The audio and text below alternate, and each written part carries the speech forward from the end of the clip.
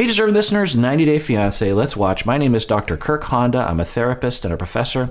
As I always say, all of my content may contain triggering material, so watch with care. Truly, let's watch.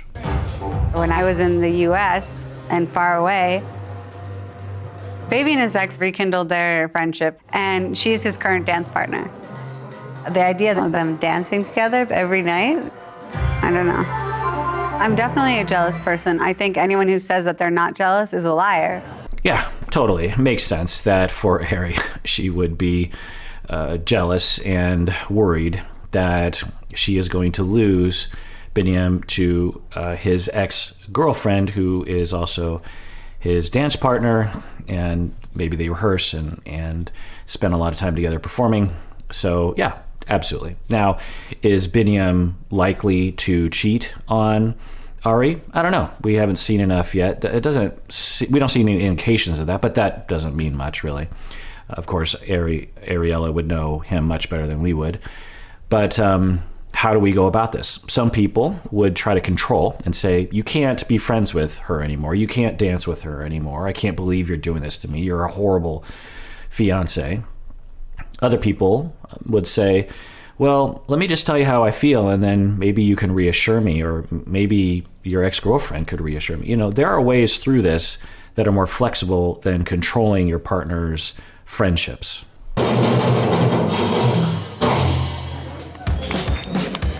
He's very flexible. I see chemistry between Biniyam and his dance partner. It seems to be a great match. Yeah, dance chemistry. I mean, there's no indication that something untoward is happening. They're performance partners, and they have to have chemistry. They're supposed to develop that. They're supposed to exude that.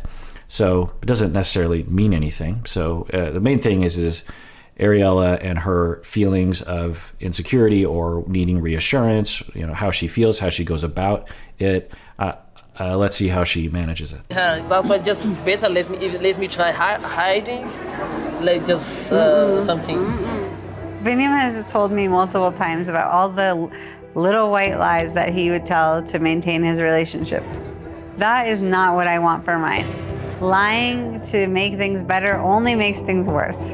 Yeah, great.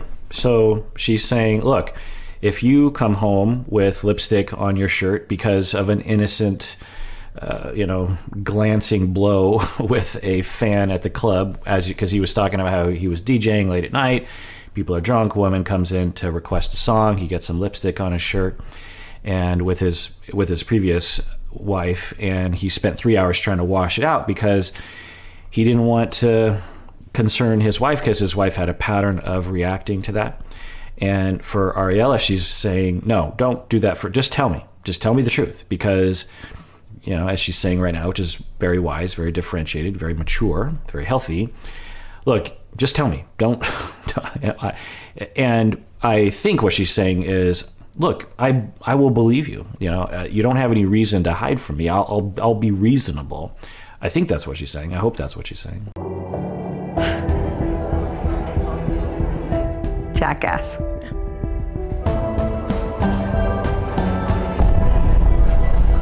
Okay, we heard this jackass where I think what she's saying is, I don't appreciate that he lied to his previous wife. Yeah, uncool. As you know, for me, lying is not okay. However, when you're under a lot of pressure and you're being treated unreasonably by someone who has a lot of attachment insecurities and will become distorted and easily hurt and then easily dominant and or aggressive with you, lying seems like the way to go, but not okay. As an exercise, everyone out there, take a second to think about the things that you are, especially in longer term relationships, lying to your partner about, either by omission or just flat out. Things you're withholding from them because you are afraid of how they will react. I'm not telling you what to do, of course. You want to talk to a therapist about that, or someone that you care about that you think has good advice. But it is worth noting, because it's easy to fall into these patterns of oh yeah, I don't tell my partner about that. I'm not saying it's a wrong thing, but it is worth evaluating, because optimally, you should be able to tell your partner those difficult things and, wade through the conflict a little bit without it becoming completely unreasonably difficult, such that you have to lie or lie by omission. So I think it's normal what Biniyam is talking about. But yeah, if you're Ariela, you would be concerned about that. You're like, does he have a tendency to avoid and lie for fear of conflict? And I don't want that to happen. So I'm guessing we'll find out as we move forward. It's like, I feel lost like all the time when we're together. It's very obvious that we have a lot of communication issues to work on. He only knows like 3 words for emotions, but mad, jealous, and sad are not enough to sum up what I feel. Okay, but at least he knows your language, and I don't think, have you learned his language? You're moving to his country. So, thank goodness he knows those words. But yeah, so good. They're having a conversation about communication, about talking about feelings.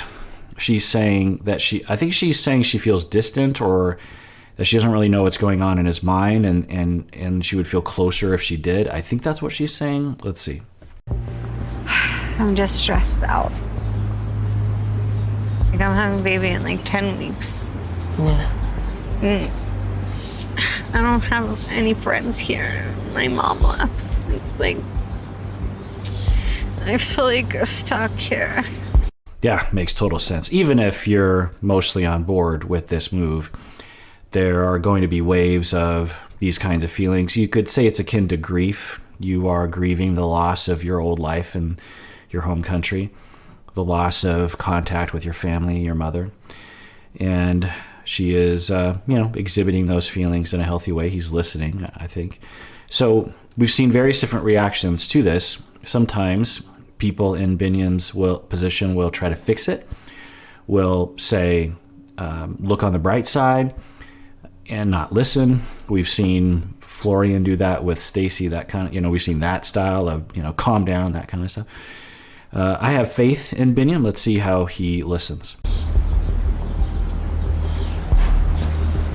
I know you're sad, baby. Just don't bust it on with you.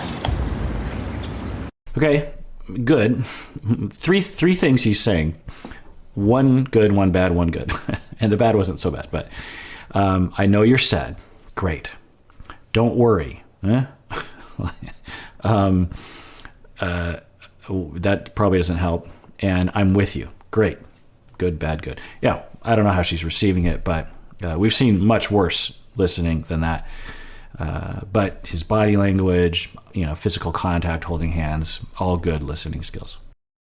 I'm not looking forward to being alone with you.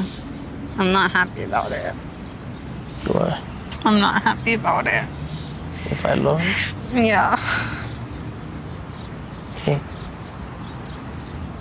Yeah, makes sense. And it makes total sense that she'd be going through a moment like this. I don't know if this is a sign of things to come, where this is going to continue to grow, but it makes total sense that the day that her mom leaves, that she's going to have some level of sadness and grief and worry, maybe even in another anxiety attack like she's had before. He's listening, soft tones. That's good. One of the best things you can do in a situation like that, because if you're in Biniyam's position, you feel responsible, you're worried, you want to fix it. As people become, she's probably like an 8 out of 10 at this point in terms of her emotional reactivity. There's not any problem solving you're going to be doing in that state. So just be with. Sometimes just say nothing. Just eye contact, hold hands, do nothing. You're just with them. Doesn't take much to do nothing. I don't want to hurt your feelings. But I feel like you don't really know me at all. You don't understand me. Okay. So she's getting a little bit more specific here with regards to him. I feel like you don't know me. I feel like you don't understand me. Okay. One, I could see that that would just be a product of the fact that they don't know each other that well. and that they have a language difference and a massive cultural difference. He also has a demeanor of very pleasant on the surface. He almost seems like he treats her like an acquaintance at times. There are times when there seems to be genuine love and affection between the two of them, but like in this moment, he seems to be not really there, if that makes any sense. And we've seen other couples do this on this show before, where one of the members is, they say the right things, they don't say anything horrible, but they don't really seem to be affected. And people, not everyone, but most people want that kind of connection where the other person is really there. What does that mean? It's hard to put a finger on. Does it mean that you're affected by things? Yeah. Does it mean that you're maybe even a little bit more emotional reactive, maybe a little bit less polished? Some people will say that, they'll say, sometimes I just have to provoke him because I just want a reaction. I just want like a genuine reaction. Now, of course, that's a bad idea because you're provoking, you're being upsetting, you're being aggressive, you're pushing buttons on purpose. But it's out of that desperate need for authenticity. Oh yeah, I understand. And I'm still nervous around you because we haven't seen each other in a really long time, so everything is really weird. It'll be okay. All right. So he's not terrible. Eye contact, comforting, it'll be okay. I don't know if that makes any sense. That almost kind of proves her point. It's like, I feel like you don't understand me. I feel like essentially you're not really listening to me. And then he's like, yeah, everything will be okay. No, that's exactly what I'm talking about. So what could he do? Well, he could sort of take it in, be like, okay, what is she trying to tell me? She's trying to tell me that I don't understand her and that's very important that I understand her. You can then just say that out loud. That's one of the best things So what I'm hearing you say is that you feel like I don't understand you, and it's very important that I understand you. Is that what you're saying? And that would help her to feel understood, not everything will be okay. I love you. I want to make family with you. I want to be a good father, I promise. Now, another factor here could be the cultural difference of Ariela coming from a culture, I think, that values marriages as best friendships, where you know everything about each other. There's a ton of intimacy, emotionally, physically, spiritually. And other people that come from different cultural pockets, even in the United States, do not hold that value. They think they hold the value that an important marriage, a good marriage, is one that works well together, one that produces healthy children, happy children, one that keeps a roof over your head. Some people say I say roof funny. Roof. Anyway, maybe Biniyam comes from that culture. It doesn't mean that they can't change for each other, but maybe this is a cross-cultural misunderstanding moment. But don't leave me. I don't know what's going on. I'm so confused. I know her, I love her, we love each other. But I feel like Ariela, maybe she'll leave. I will make you happy, okay? All right, this is a little worrisome. So she's saying, you don't understand me. I feel distant. I feel alone. I feel like I'm alone in a lonely place, and you're the only person that I know really, and I don't even feel like you understand me. And then he says everything will be okay. And then he starts to worry, of course, because he has traumas. He's been abandoned by his ex-wife, took his child away from him. That is a huge trauma. That's just awful. I mean, just imagine for yourselves out there. Someone, the other biological parent, just takes your child away from you. You never get to see your child again. Yikes, right? So for him, he is terrified of that happening again because it could happen, right? And he's saying, oh no, she's upset.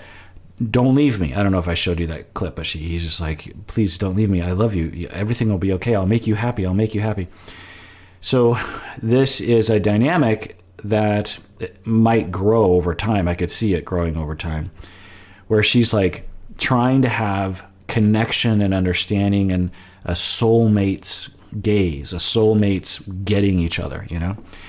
And he's just like, I just don't want you to leave me. And I want to build a family. I want kids. And the two of them misunderstanding each other, you know, as he's like, don't leave me. Don't act like my other relationship. Let's have kids together. Let's be a good, you know, stable relationship.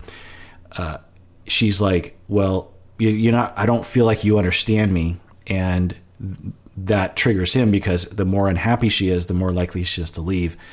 I wonder if this is, you know, because often on the show and in reality, the conflicts that begin in the beginning of a relationship never really resolve. It's a myth that good relationships resolve their conflicts. John Gottman and colleagues here in Seattle, the preeminent researchers on couples, actually observing them, not just asking them questions, but watching them. They actually put them in houses and film them and watch them just interact during the day, among other lab experiments, and track them over years to see which couples are happy and stay together. And what they found that was totally different than the common wisdom in my field of couple therapy, that couples, good couples that are happy, relatively happy, and stay together forever, have conflicts. Most of their conflicts never get resolved. Most of their ongoing conflicts are never resolved by the couple.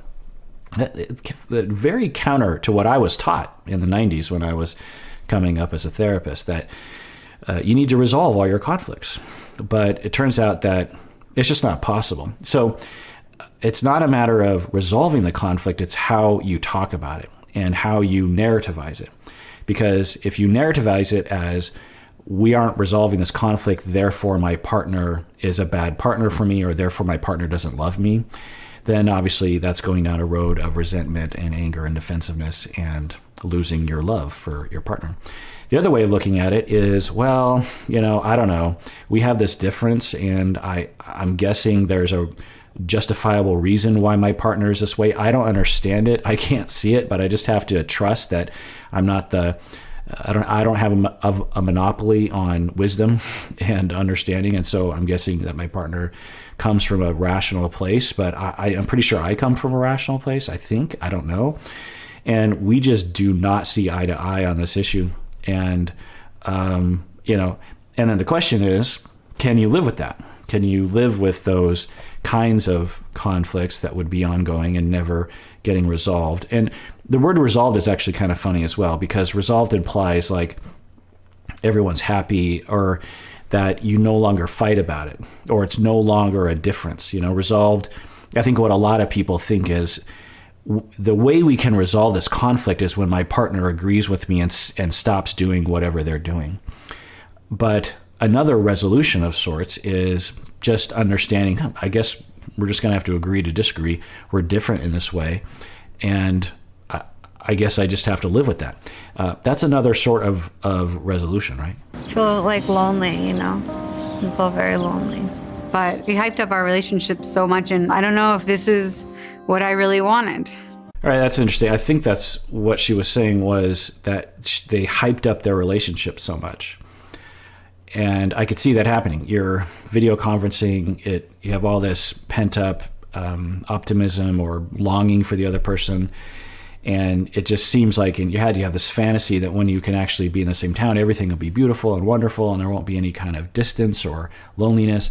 And then you're there and the reality hits and the fantasy doesn't pan out. I also wonder if being on the show might even affect that she was, you know, expecting the show and the romance and the TV cameras and everything, and for it not to feel the way it does in the moment, which is to feel lonely.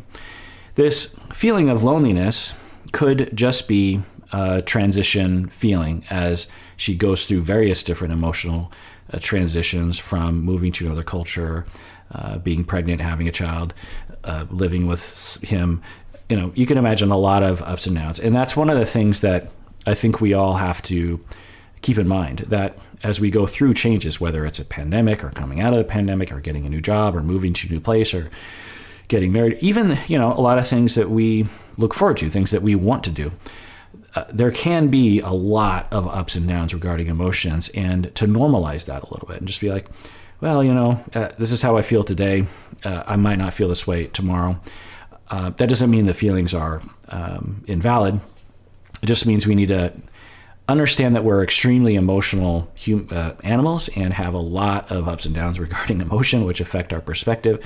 And sometimes, especially in a transition time like this, you want to sort of take it easy in terms of how you evaluate your feelings. You won't really know, if you're in Ariela's position, how you're going to feel ongoing for a number of months to come.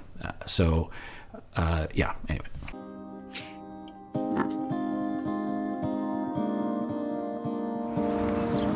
We can fix it, everything together, okay? Please don't leave me. Yeah, it's more that dynamic, like, please, we can fix it. I love you.